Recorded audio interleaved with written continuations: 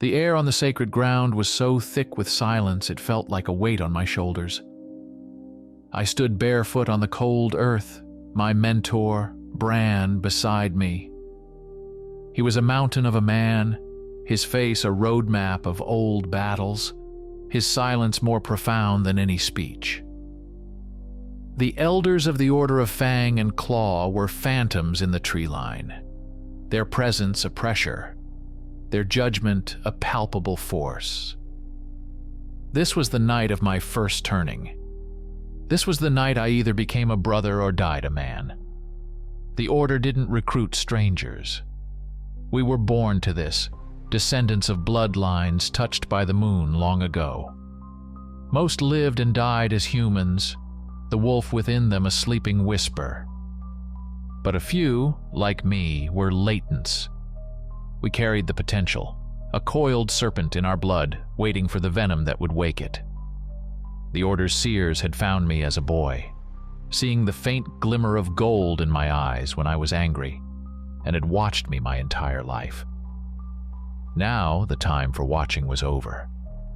Bran held out the ritual chalice. It was carved from blackened oak, ancient and heavy. Inside, a viscous midnight black liquid swirled.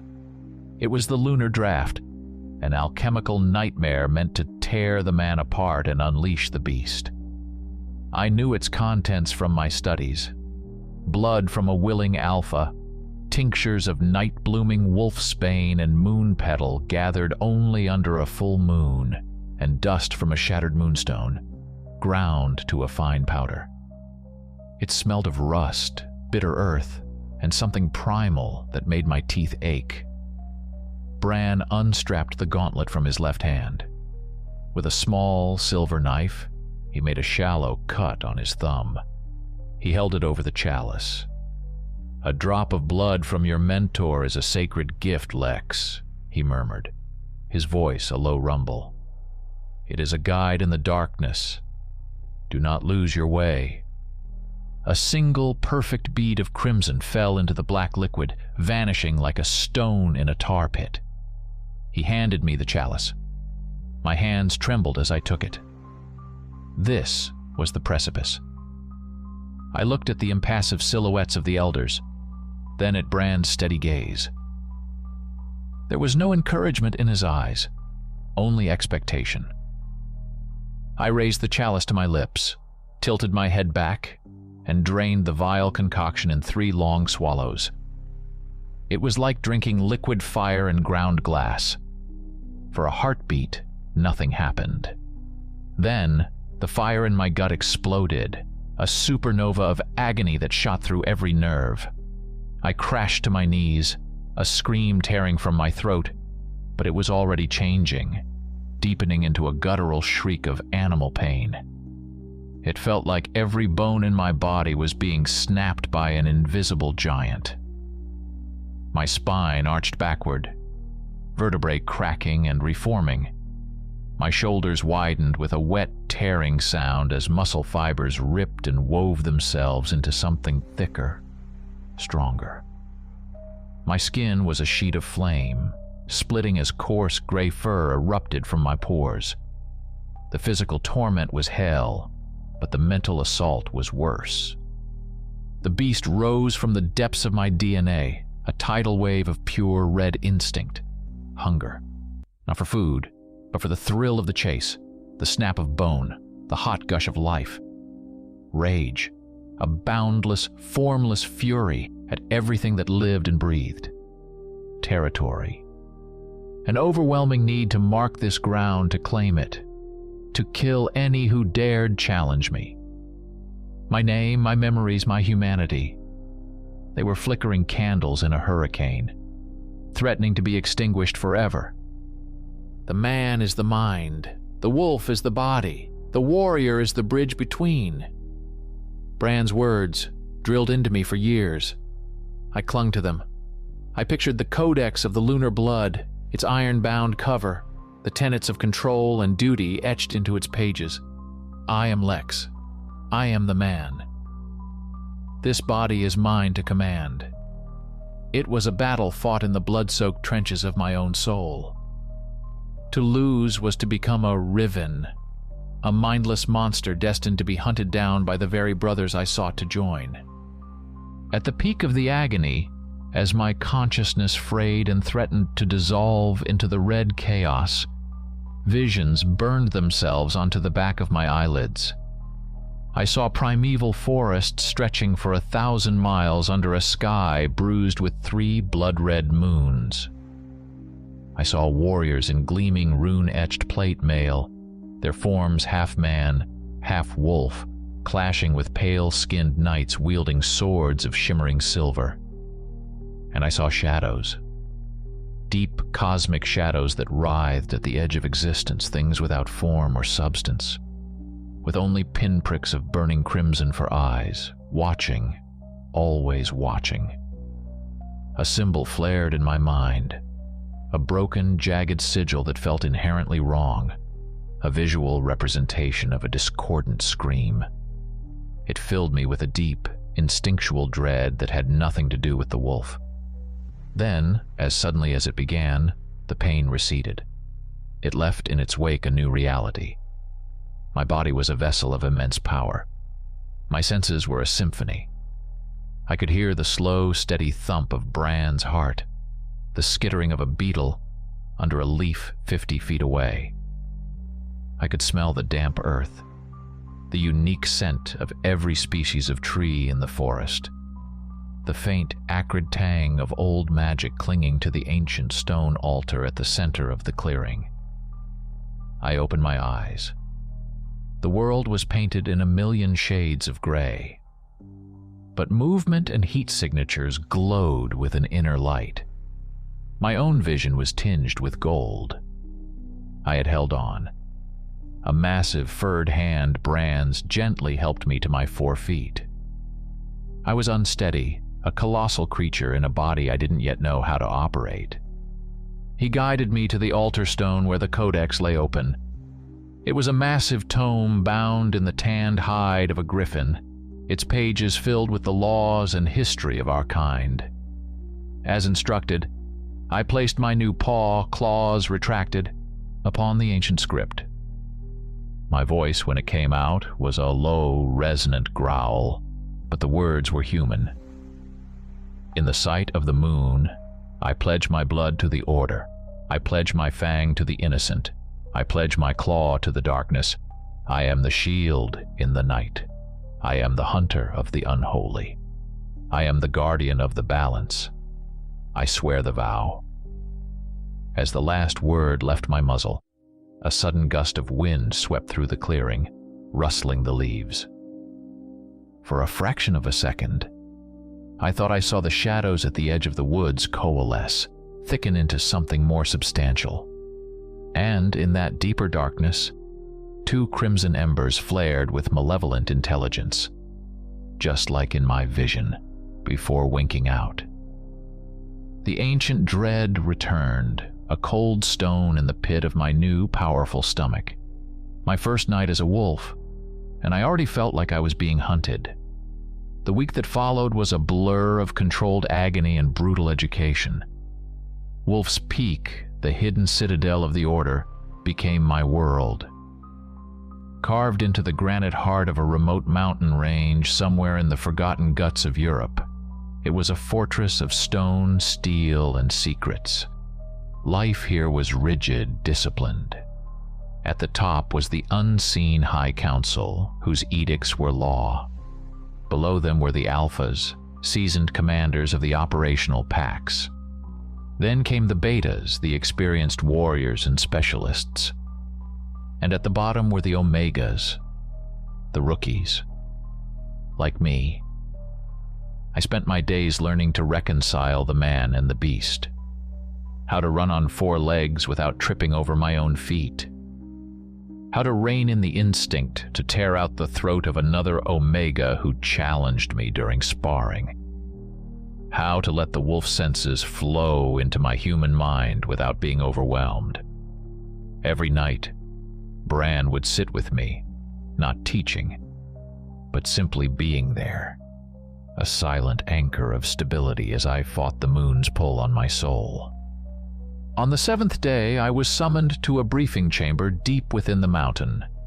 The room was stark, lit by torches that cast flickering shadows on weapon racks lining the walls. An alpha I'd only seen from a distance stood before a large map table. He was a man named Raven, though no one used his surname. He was of medium height, with a lean, wiry build that spoke of lethal efficiency rather than brute force. His gray eyes were as sharp and cold as chips of flint, and his face was a tapestry of thin, silvery scars that told of 100 desperate fights. He radiated an aura of calm, deadly competence. "Lex," he said, his voice flat, devoid of warmth. "You've been assigned to my unit. Ghost Hunters. We take the missions others can't or won't." 3 other men were in the room. One was a giant with a fiery red beard and arms as thick as tree limbs.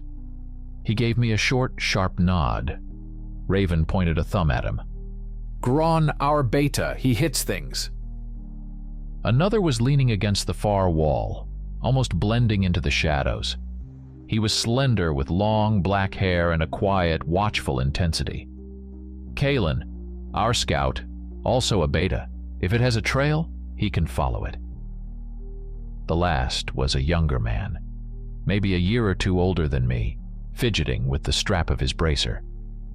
He had a nervous energy about him, an eagerness to please that bordered on anxiety. "And this is Kyle, another Omega like you. Try not to get him killed." Kyle flinched slightly at the words, but offered me a strained smile. I nodded to each of them, feeling like the new kid on the first day of a very dangerous school. Raven's flinty eyes turned to the map. To business. A village called Blackwood Creek, tucked away in the foothills of the Gloomfang Mountains. He tapped a location circled in red ink. Isolated. Superstitious locals. For the last month, people have been dying, torn apart. The local priest is talking about demons. The mayor is talking about a curse. The reports are panicked, but the wounds are specific. He looked at me, his gaze pinning me to the spot. Claw and fang, unmistakable. We have a riven, a renegade who has broken the vow and is slaughtering humans. He let that sink in, hunting one of our own. The ultimate taboo. There are complications, Raven continued, his voice lowering slightly. The savagery described is extreme, even for a riven. It's not just killing for food or in a territorial rage. It's frenzied, mindless butchery. Total loss of control. Our orders are to track it, neutralize it, and if possible, bring it back for the Council's judgment. Priority 1, however, is to end the killings and scrub the scene. The world of men cannot know we exist. He then traced a finger to an area of the forest adjacent to the village, an area marked with a small, hand-drawn spiral. This is the real problem. This region is a thinned place, an old wound in the world where the veil between our reality and others is weak. The Order has avoided these places for centuries. Legends say a temple to some forgotten entity of chaos and shadow once stood there. It's possible the influence of this place is what shattered the renegade's mind. It could be amplifying its rage. A cold finger traced its way down my spine. A thinned place. Shadows. A chill that had nothing to do with the stone room settled over me. "We pack out in 1 hour," Raven commanded, his tone leaving no room for questions. "Full combat load. Silver core blades. Crossbows with silver-tipped bolts. Alchemical paralytics. Field medical kits. Bring extra moonherb poultices for poison neutralization." He then looked directly at me. "The elders noted an unusual sensitivity in your profile from your first turning. Said your senses were receptive. Whatever is happening in Blackwood Creek, it is more than just a mad wolf.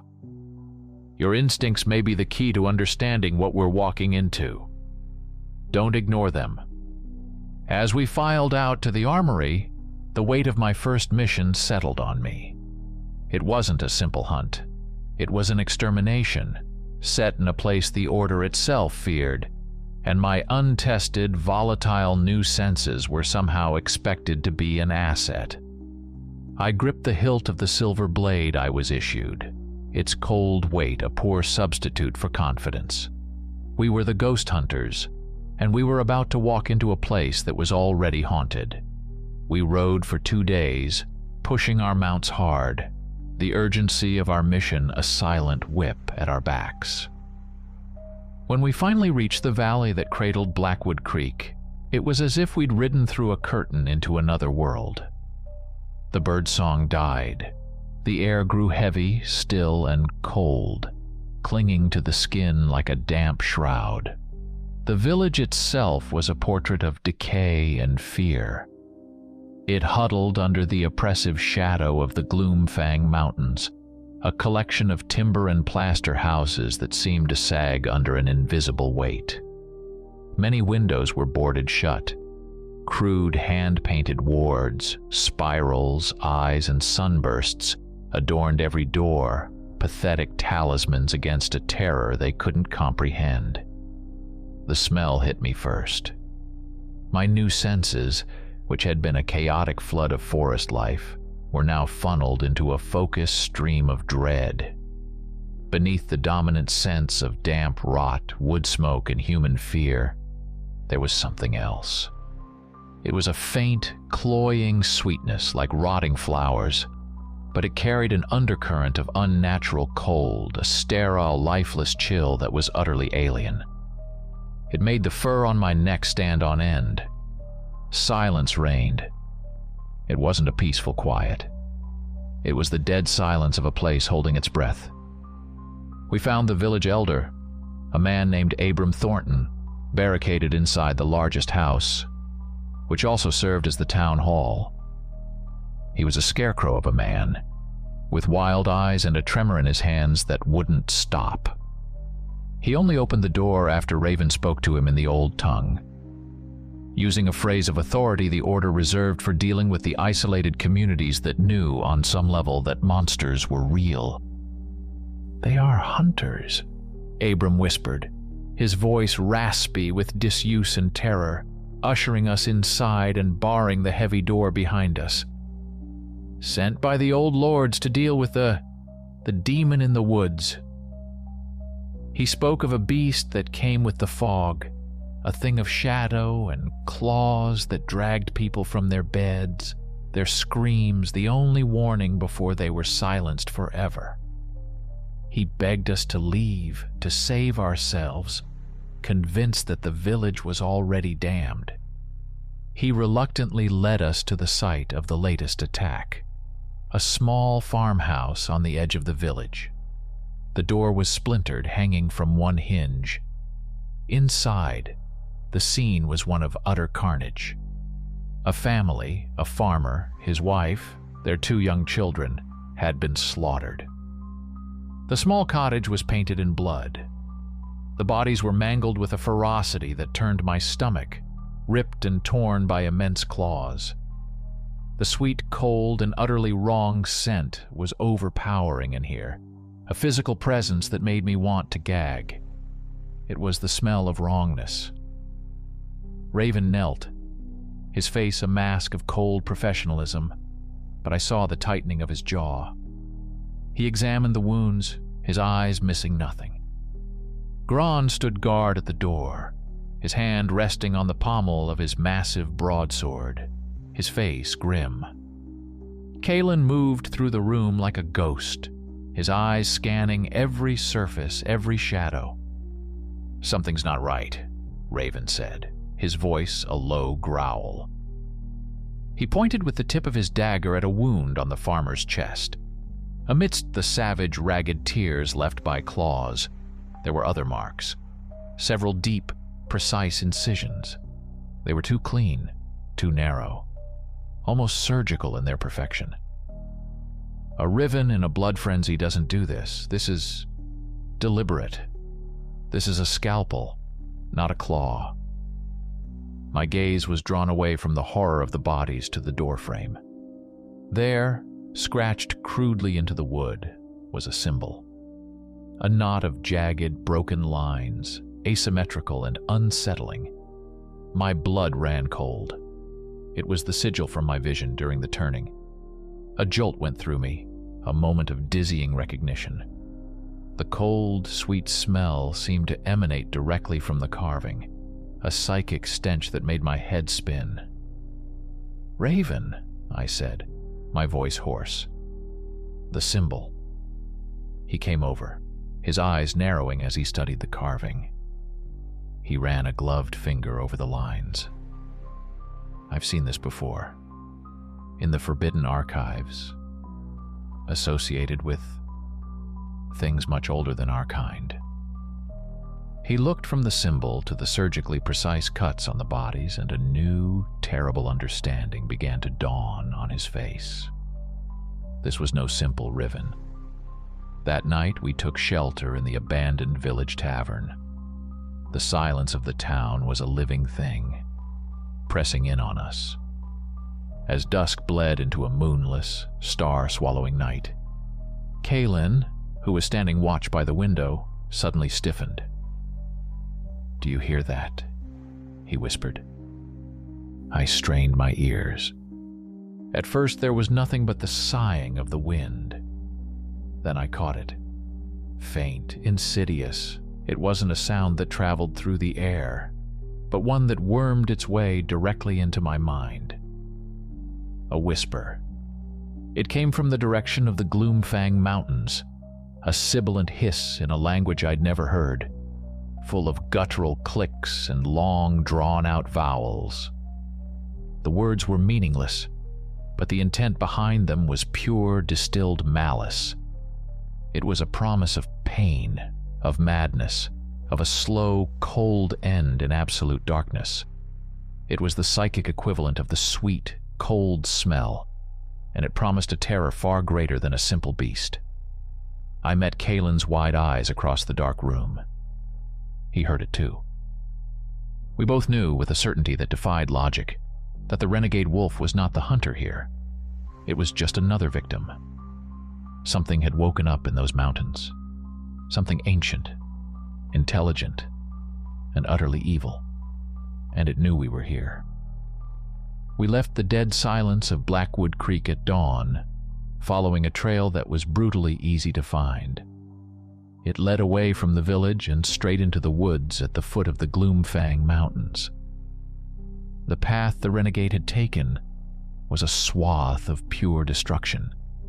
Huge, four-toed paw prints, each the size of a dinner plate, were stamped deep into the mud. Young trees were snapped like twigs, their trunks splintered and broken, and deep gashes scarred the bark of the larger ancient oaks. Raven moved along the trail, his expression grim. "This isn't hunting," he said, gesturing to a massive boulder that had been violently dislodged from its resting place. "This isn't rage. This is agony. Something is driving it, whipping it into a frenzy." The woods themselves felt sick. As we pushed deeper, the trees became twisted and gnarled, their bark covered in weeping, tumorous burls. A thick, dark red sap that smelled faintly of spoiled meat oozed from cracks in their trunks. The normal sounds of the forest floor, the rustle of unseen animals, the buzz of insects, the call of birds, were gone. The silence here was absolute, a vacuum that swallowed sound. It was a dead forest.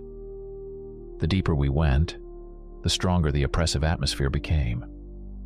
I felt a constant prickling sensation on my skin, the undeniable feeling of being watched by 1,000 unseen eyes. The shadows here were wrong. They stretched at unnatural angles, clinging to the trees long after the sun should have burned them away. I'd glance at a shadow cast by a rock, and for a split second it would seem to twist, to writhe with a life of its own before settling back into stillness. Kalen kept a hand on the hilt of his knife, his head constantly turning, his own senses clearly screaming at him as well. We found the clearing an hour later. The sight stopped us cold. Dozens of small woodland creatures, squirrels, rabbits, foxes, even a young deer, were impaled on the sharpened branches of thorn bushes, arranged in a grotesque circle. They weren't just killed, they were displayed. Their bodies were mangled, but beneath each tiny crucified form, the same jagged, broken symbol from the farmhouse door was drawn in the dirt, with what looked like blood. The cloying, cold, sweet smell was thick here, a miasma of death and dark magic that coated the back of my throat. This was a ritual site, a place of sacrifice. "The renegade didn't do this," I said, the realization hitting me with the force of a physical blow. "It couldn't have. This is deliberate. It's an altar." "I know," Raven replied, his voice a low rasp. He was no longer just a hunter tracking prey. He was an investigator at a complex and horrific crime scene.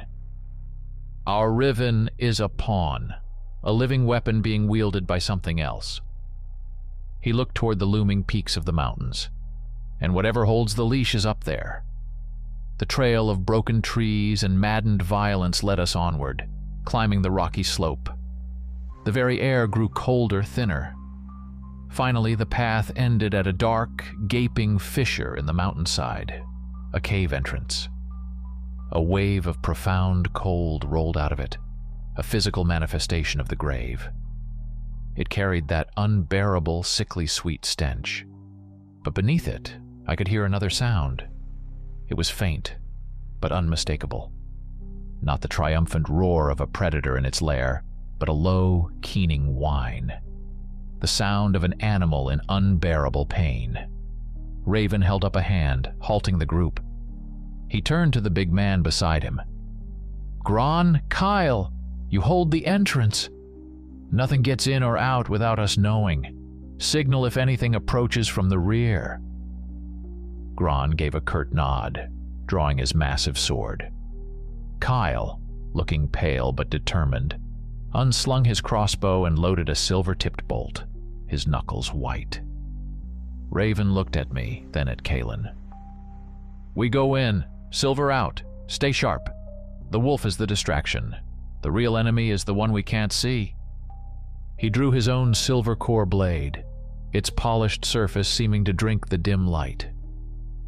Kalen produced 2 long daggers, moving with a silent grace that belied the tension in the air.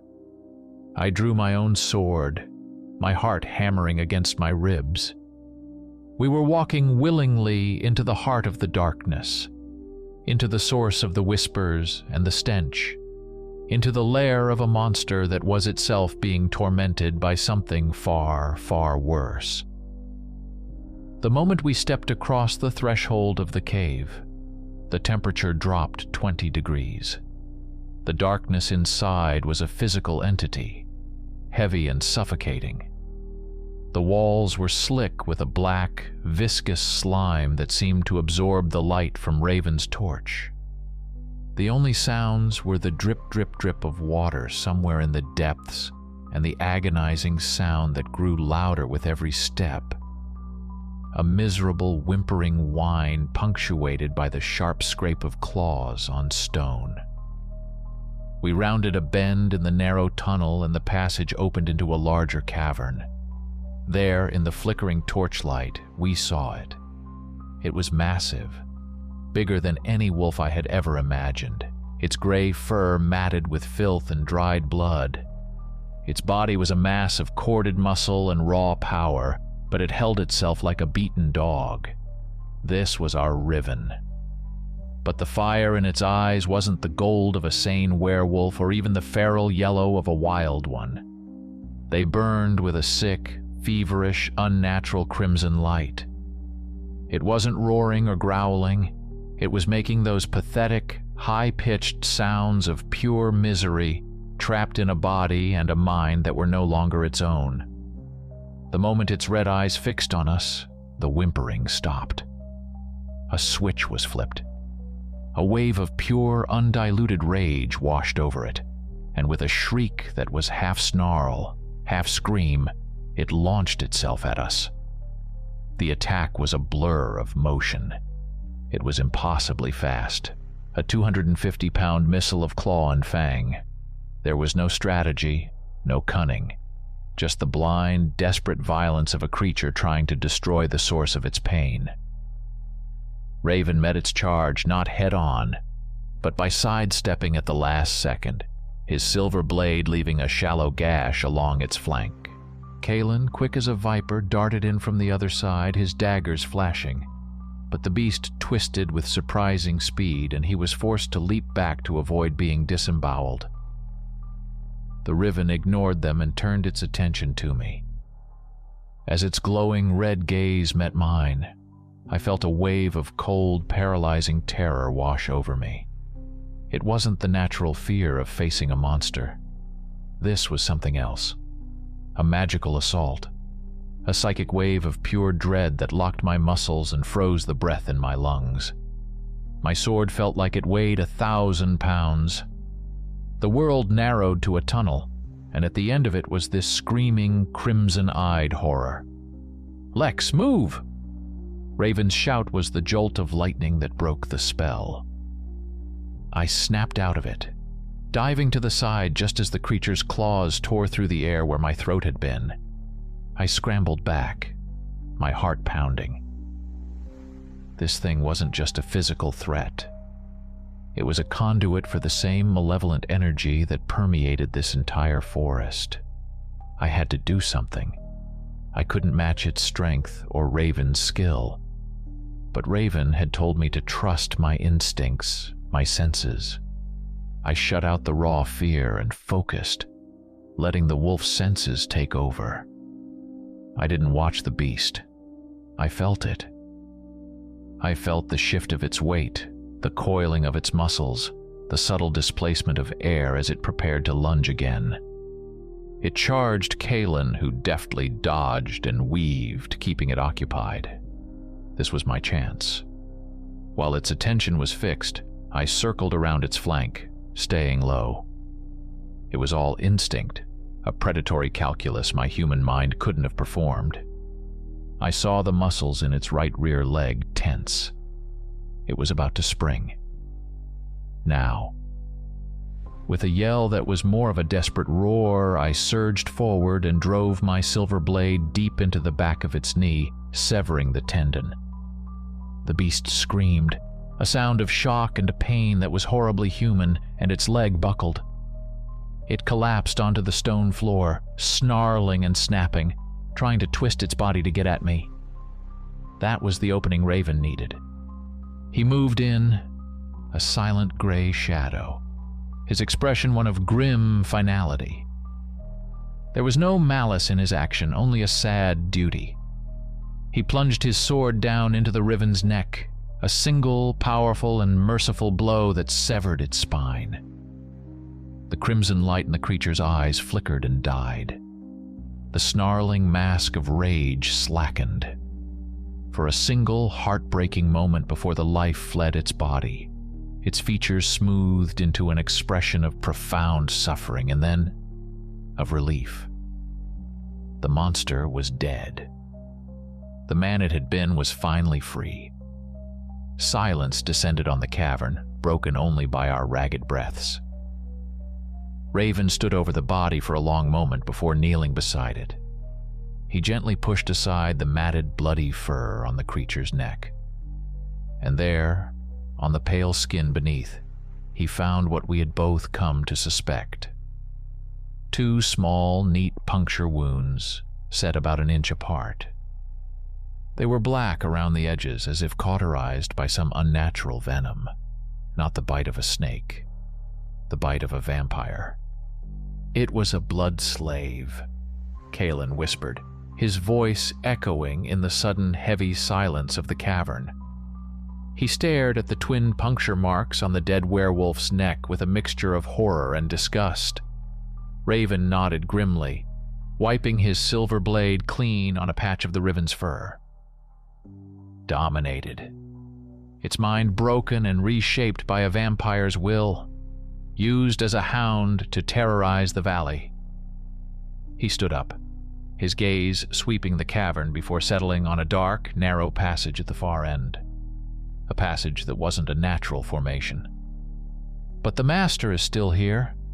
I can feel it. I could too.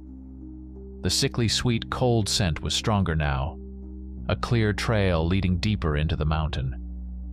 Alongside the massive paw prints of the werewolf, Kalen's sharp eyes found them.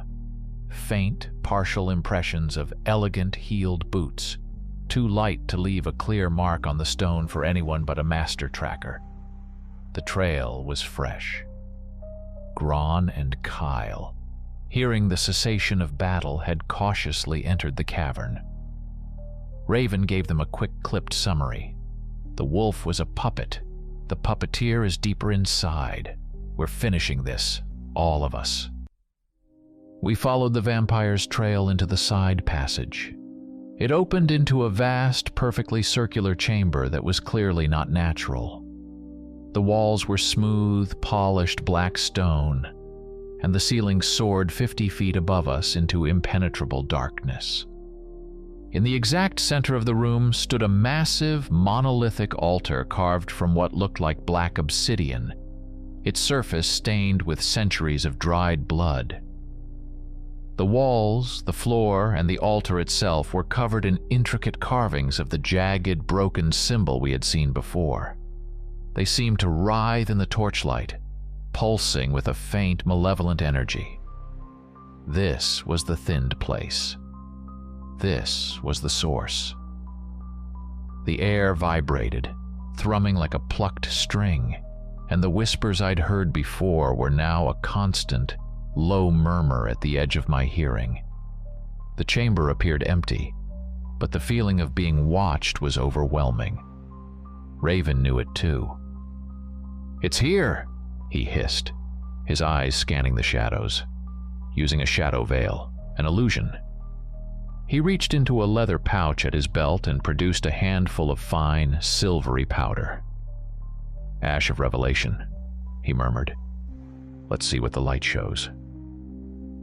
With a deft flick of his wrist, he tossed the powder into the air above the altar. It hung for a moment, shimmering like a cloud of metallic dust, and then it began to react. The air directly over the altar shimmered, warped, and then seemed to tear open like a piece of silk. The illusion dissolved, peeling away in wisps of dissipating shadow. A figure slowly materialized from nothingness. It was tall and unnaturally thin, dressed in the fine, dark clothing of a nobleman, tailored with an archaic but impeccable cut.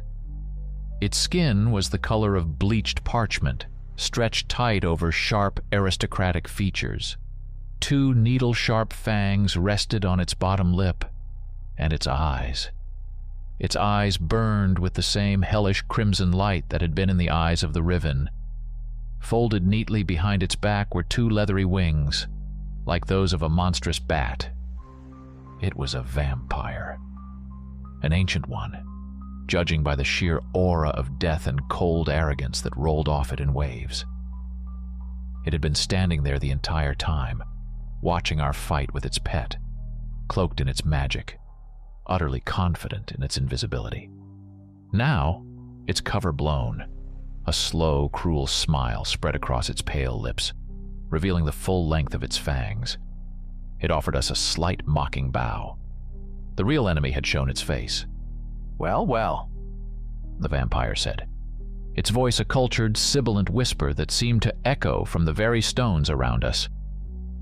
"The Order's hounds have more bite than I'd anticipated, and a few parlor tricks, it seems." It didn't seem threatened, merely annoyed, like a monarch disturbed by the bickering of servants. "I am Lord Valyrias, and you are trespassing in my sanctuary." He didn't attack. Instead, he began to pace languidly around the altar, his movements fluid and unnaturally graceful. He gestured dismissively at the passage from which we'd come. That creature was a disappointment, a flawed experiment. Strong, yes, but its mind was too resilient. It fought the compulsions. Messy. He sneered. A shame. I had hoped to create the perfect slave, a wolf's body driven by a vampire's will. You've simply saved me the trouble of putting it down myself. His arrogance was a weapon in itself, designed to unnerve and intimidate. He laughed, a dry, rustling sound. You run around in the dark chasing mad dogs, thinking you're the guardians of some great secret. You are blind puppies. You see a broken treaty? A rogue monster. You don't see the great tapestry being woven in the shadows. Raven's stance didn't change. What is the purpose of this place, vampire? The ritual killings? Valyrias chuckled again, clearly enjoying his own villainous monologue. The killings? Oh, that was merely to harvest the proper resonance. Fear, despair, such potent energies. He gestured to the symbols covering the walls. This is a thinned place, whelps. A nexus. The rituals were not for killing. They were for weakening.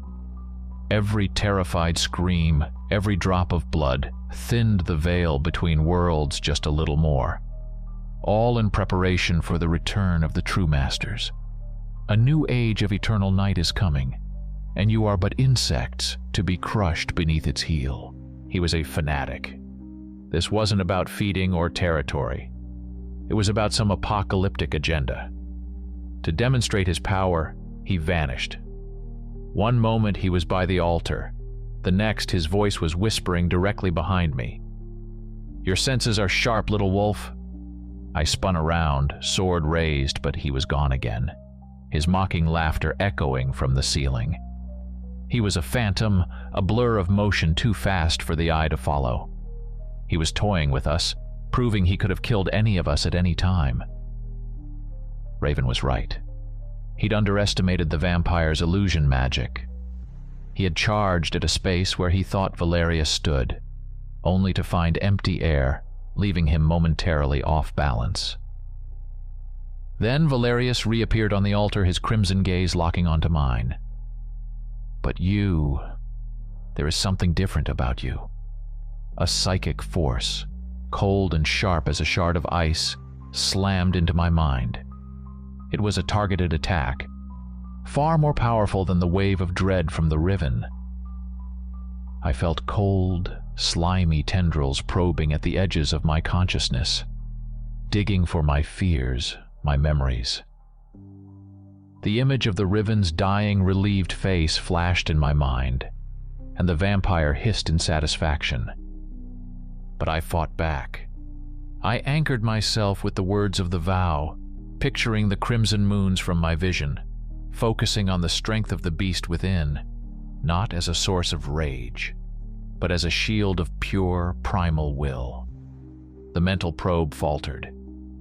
I had resisted. Valyrias's aristocratic composure finally cracked. A flicker of genuine surprise, followed by pure fury, crossed his features.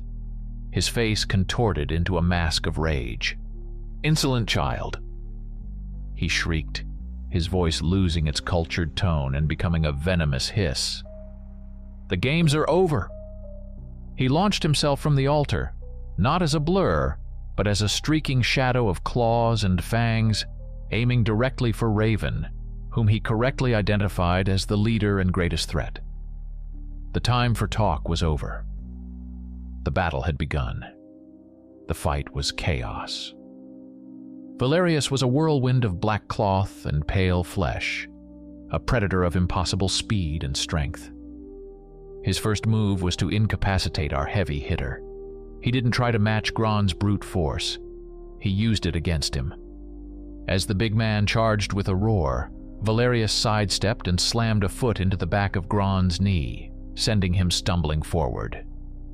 A follow-up strike with the edge of his hand to the back of Gronn's neck sent the giant crashing to the stone floor, stunned. "Work together!" Raven yelled, his voice cutting through the din. Keep him moving, don't let him focus. Kalen, despite his earlier brush with the riven, was a dervish of motion, his silver daggers flashing as he harried the vampire's flanks, forcing Valyrias to constantly turn and defend. Kyle, his fear replaced by adrenaline, fired a crossbow bolt. Valyrias simply snatched it out of the air an inch from his face, a contemptuous sneer on his lips, and snapped the silver-tipped projectile in two. My own role was different. I couldn't outfight him. I couldn't outrun him. But I could feel him. The air curdled a split second before he moved. The dark energy of this place swirled around him, a current I could sense. I closed my eyes, trusting the wolf, letting the visual confusion of his speed fade away, and focusing on that raw sensory input. "Raven left!" I screamed, as I felt the telltale shift in the air. Raven, who had been facing the vampire head-on, didn't hesitate. He spun, bringing his blade up in a defensive arc just as Valyrias materialized from the shadows behind him, claws extended for a killing blow. Steel met talons with a shower of sparks. The vampire's attack was blocked. For a fraction of a second, Valyrias was exposed, his concentration broken by the thwarted ambush. It was the only opening Raven would get. He pivoted, putting all his weight and strength into a vicious horizontal slash. The silver core blade bit deep into the vampire's chest. Valyrias screamed, a high, unearthly sound of pure agony. It wasn't the roar of a wounded beast, but the shriek of something unholy meeting its bane. Black, tar-like blood welled from the gash, and the flesh around it smoked and sizzled as the silver did its work. For an ancient being like him, it wasn't a mortal wound, but the pain was excruciating, the insult unforgivable. His crimson eyes, now burning with incandescent hatred, swiveled from Raven and locked onto me. He knew. He knew I was the one who had given the warning, the one whose strange senses had ruined his perfect attack. "You!" he snarled, all pretense of nobility gone, replaced by raw, primal fury. Ignoring the others, he launched himself directly at me, a projectile of pure vengeance. He was too fast. I raised my sword, but I knew it was a futile gesture. This was the end. But Raven was faster. In a desperate, self-sacrificing lunge, he threw himself forward, putting his body between me and the vampire and driving his sword upward with every ounce of his remaining strength. The blade found its home. It slid between Valyrias's ribs and punched straight through his black heart. The vampire froze, impaled on Raven's sword. His eyes widened, first in shock, then in dawning horror. He looked down at the silver blade protruding from his chest, then back up at me. His body was already starting to crumble, to flake away into gray dust, but his eyes held me fast. As the life drained from him, he focused all of his remaining will, all of his ancient, malevolent power, into a final curse.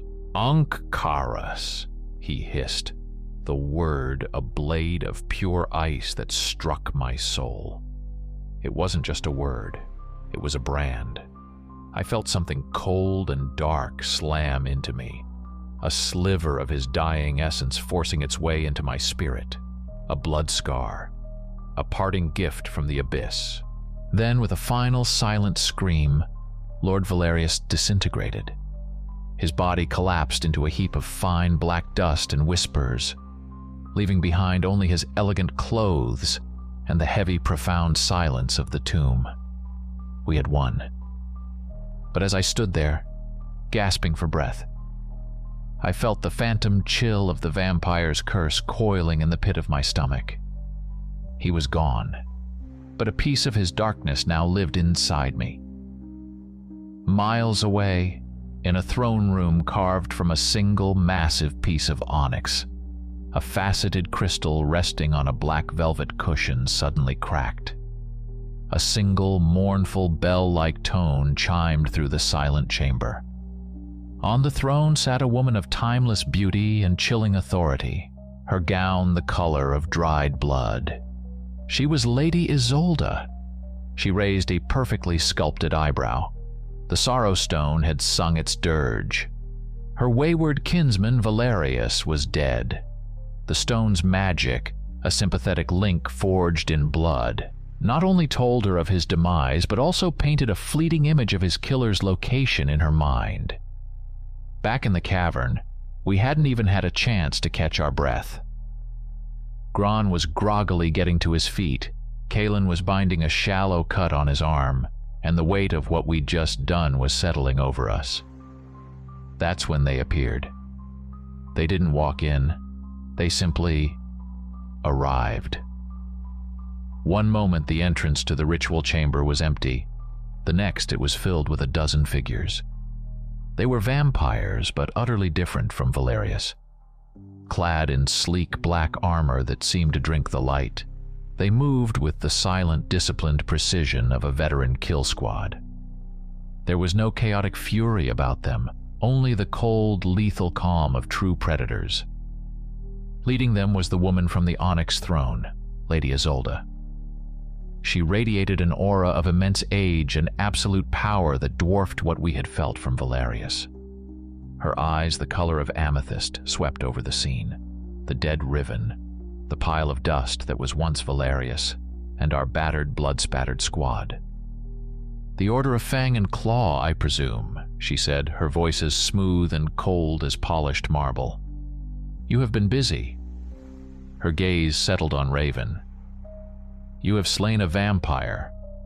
By the letter of the ancient Shadow Accord, this is an act of war. By the letter of the Accord, I should have my knights flay the flesh from your bones." Her warriors shifted, their hands moving to the hilts of their weapons. We were outnumbered, outmatched, and exhausted. We wouldn't last 10 seconds. Raven slowly, deliberately sheathed his sword, a gesture of non-aggression. Isolde's lips curved into a smile that held no warmth.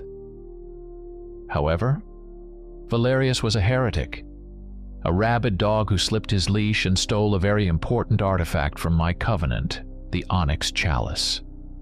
He abandoned our ways to join a filthy, apocalyptic death cult. She nudged the pile of dust with the tip of her elegant boot. His death, while technically a breach of the treaty, is convenient. You have, in essence, done me a service. This was the last thing I expected. Not vengeance, but politics.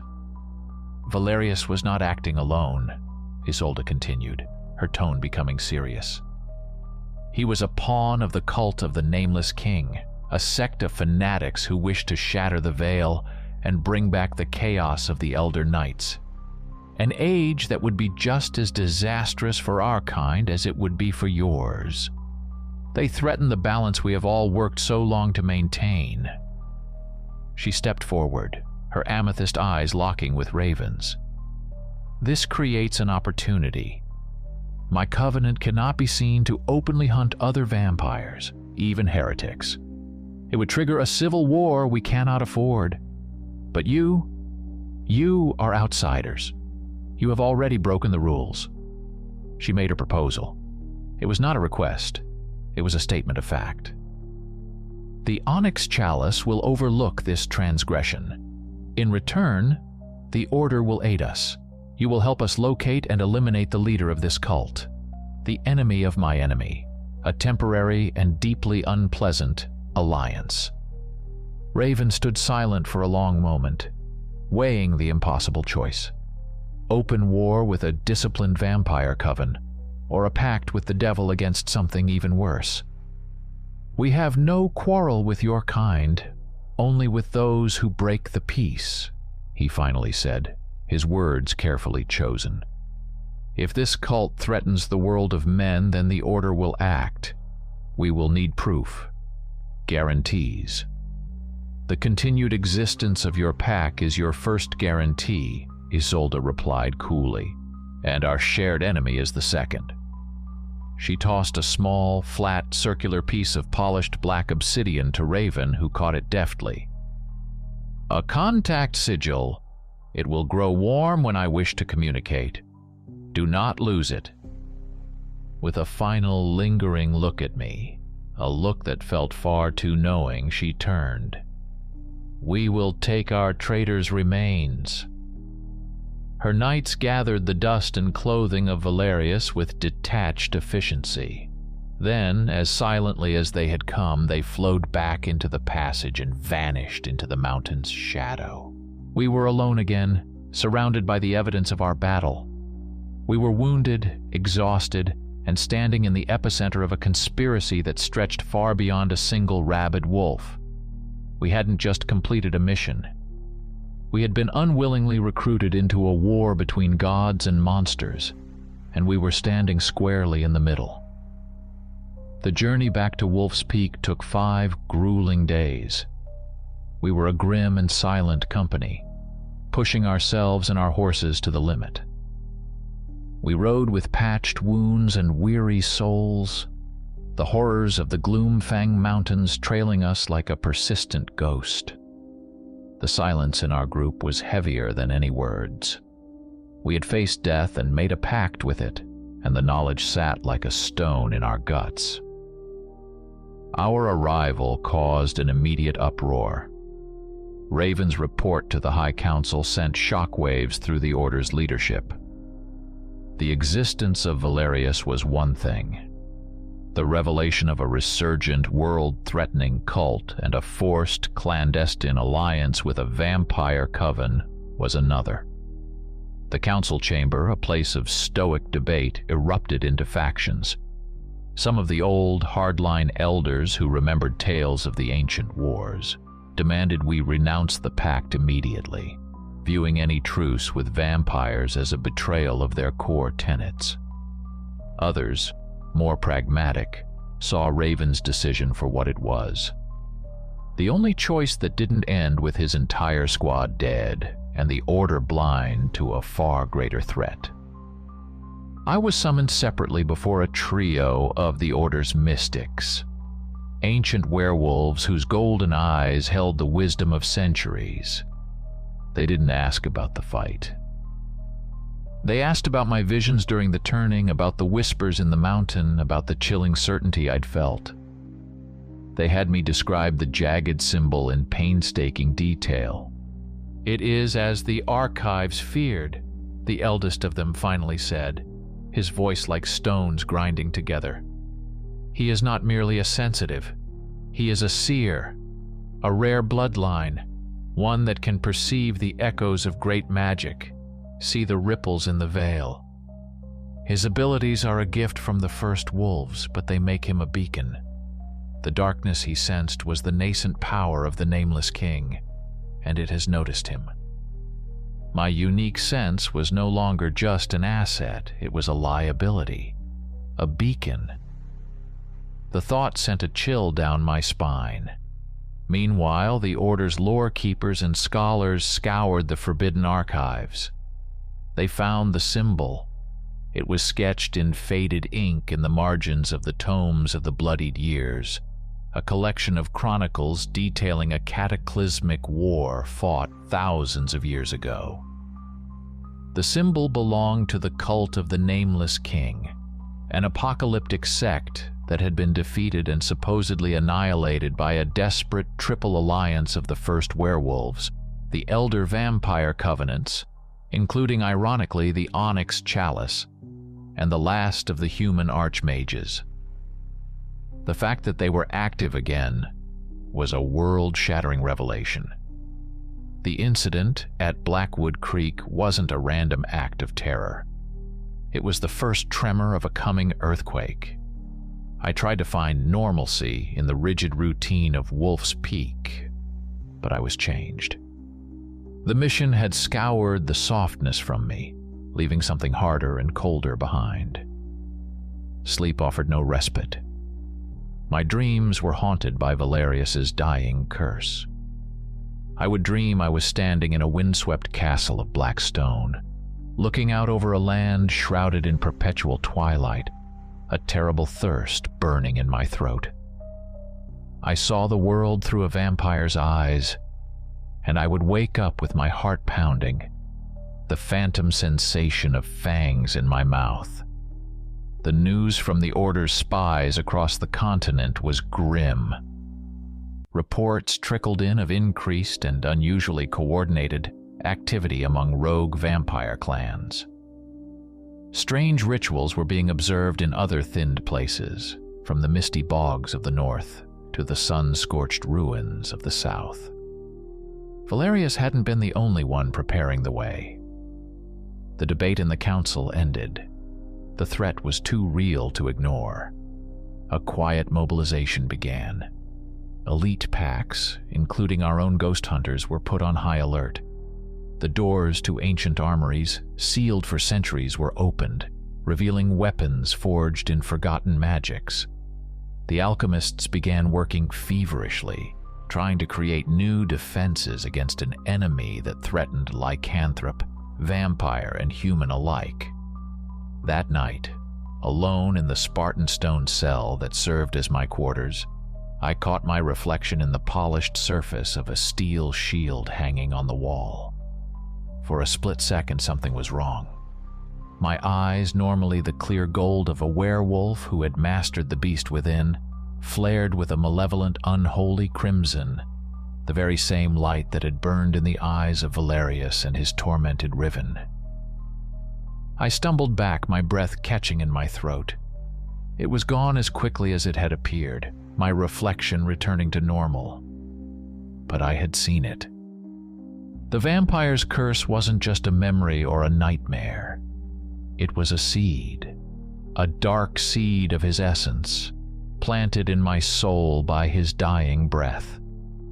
The shadow of the nameless king had fallen across the world, and its touch had already branded me. The coming war would be fought on the hidden battlefields of the night, but I knew, with a terrifying certainty, that the most important battle would be fought within myself.